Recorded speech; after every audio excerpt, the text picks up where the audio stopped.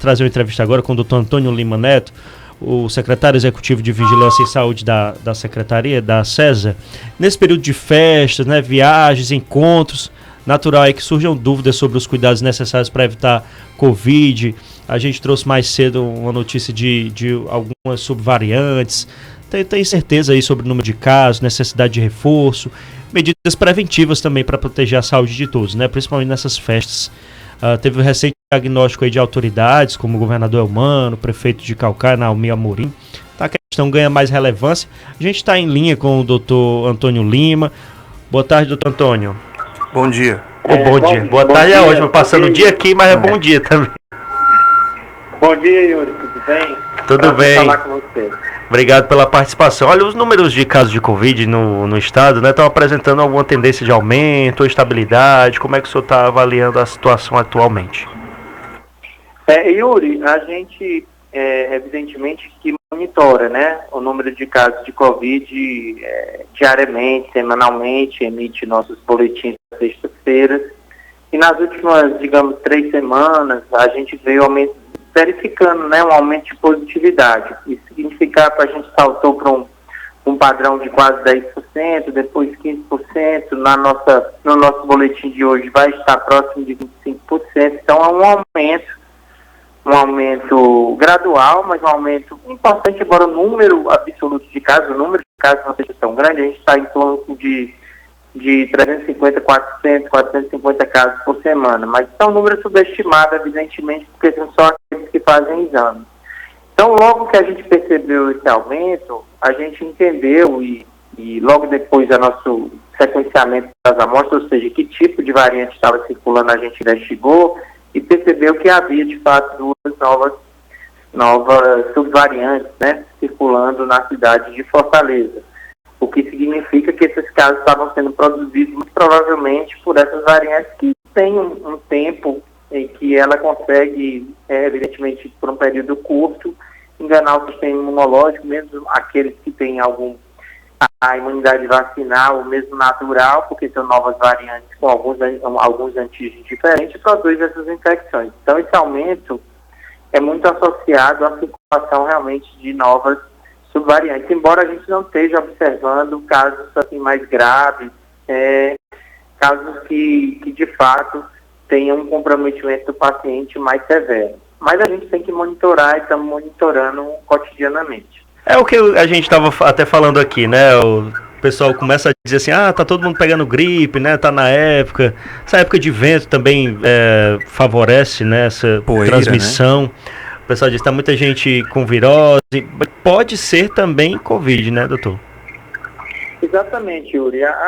O vírus do SARS-CoV-2, ele tem tanto, eu não sei se você lembra, em novembro de 2023 a gente teve a nossa última, digamos, onda, né? Sim. Epidêmica, que foi causada por uma subvariante chamada JN1, também em novembro.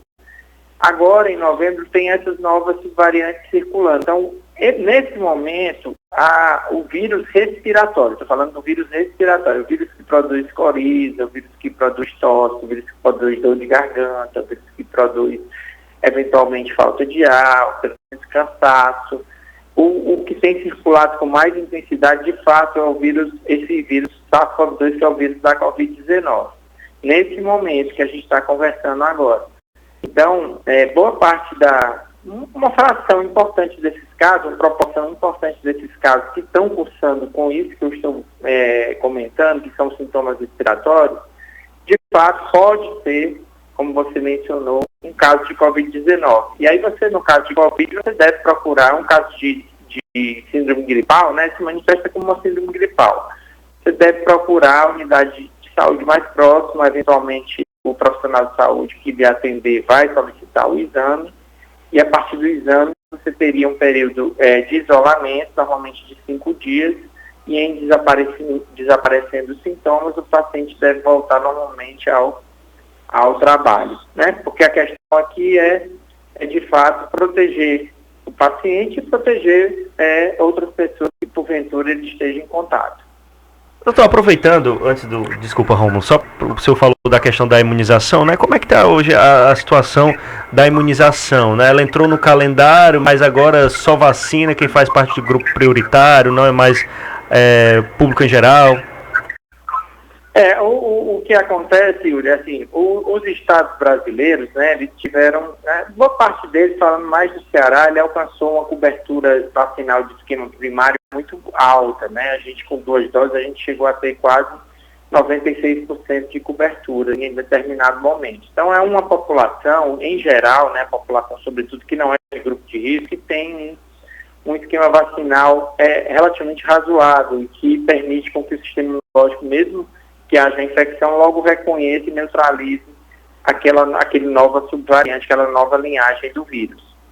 No entanto, a vacina continua recomendada porque a vacina foi atualizada, né? É uma vacina que a gente chama XBB, que foi feita para essa variante XBB e também protege contra a circulação dessas linhagens que estão circulando aqui no Ceará. A gente recebeu ontem do Ministério da Saúde um lote de 8.000 doses. Esse lote ele é destinado fundamentalmente para crianças de 6 meses a 5 anos de idade e grupos prioritários, porque de fato é um momento em que o Ministério também está rodando, ou seja, está adquirindo novas vacinas. Então essa é mais ou menos a situação hoje. Nós recomendamos, evidentemente, aqueles que não tomaram a primeira dose nem o reforço, dos grupos prioritários das crianças que procurem os postos de saúde que estarão com a vacina disponível. Evidentemente que a gente gostaria que o número de doses fosse maior, mas é provável que já na semana que vem a gente receba um lote bem mais expressivo do Ministério da Saúde. Secretário, muito bom dia, aqui Rômulo Magalhães também participando da entrevista.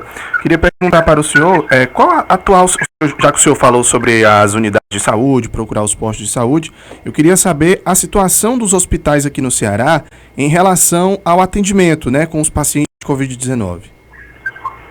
Bom, o que tem acontecido eventualmente, como quase sempre acontece quando você tem novas variantes em circulação, porque a Covid-19, o vírus da Covid-19, ele produz um número muito grande de assintomáticos, né? Então, eventualmente, as unidades de saúde, hospitalares, pré-hospitalares, elas podem ter pequenos sustos intra-hospitalares, né? Que é o fato de que o indivíduo entra, mesmo que ele seja assintomático, e produz ali casos dentro de algumas enfermarias que obrigam a isolar esses pacientes, né? Então, existe esse aspecto, que é o aspecto da necessidade da utilização, a gente não falou nessa nossa querida, né, que é a máscara, a necessidade da utilização da máscara em espaços de saúde, ou seja, em unidades que podem ser básicas, podem ser unidades hospitalares, pré-hospitalares, o uso da máscara é recomendado. Tem esse tema. E tem o outro tema, que é o tema dos pacientes que já entram com síndrome respiratória, né? Síndrome gripal e, eventualmente, alguma complicação que podem ser internados e compensados. Nesse momento, a gente não tem observado um número de síndrome respiratória aguda grave, né? Aquele quadro grave que era clássico da Covid com muita frequência. A gente tem alguns casos que a gente está em investigação, mas nada que sugira que nós estamos diante de variantes que produzam casos mais graves. Nós não temos visto isso no estado nesse momento. Perfeito. A gente está se aproximando aí das festas de final de ano e fica aí a orientação, né, Yuri? O próprio secretário, ele afirmou aí sobre o uso das máscaras, né, que foi algo que falou a gente... da unidade de saúde, né, mas também é uma orientação, né, principalmente agora no fim do ano, que tem essas, digamos, festas, aglomerações, né, nas festas. Confraternizações, né, enfim. Exatamente. Tem, além do uso de máscara, do álcool gel, da etiqueta respiratória em geral, tem essa questão também que é mais dirigida, essas recomendações de forma um pouco mais enfática para os grupos de risco, para as pessoas que de fato podem apresentar quadros eventualmente mais severos, né, que se protejam, né, porque eventualmente você tem uma circulação do vírus mais intensa. E outro detalhe, Yuri, que eu queria ressaltar muito, é a questão de quem já está sintomático respiratório.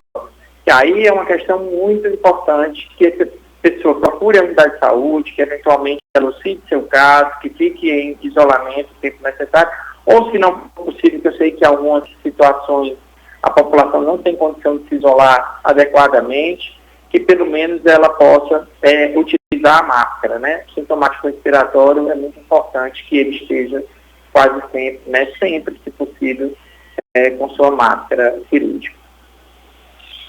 Realmente orientações super importantes. Nós conversamos com o secretário executivo de Vigilância em Saúde da SESA, Antônio Lima Neto, Tanta.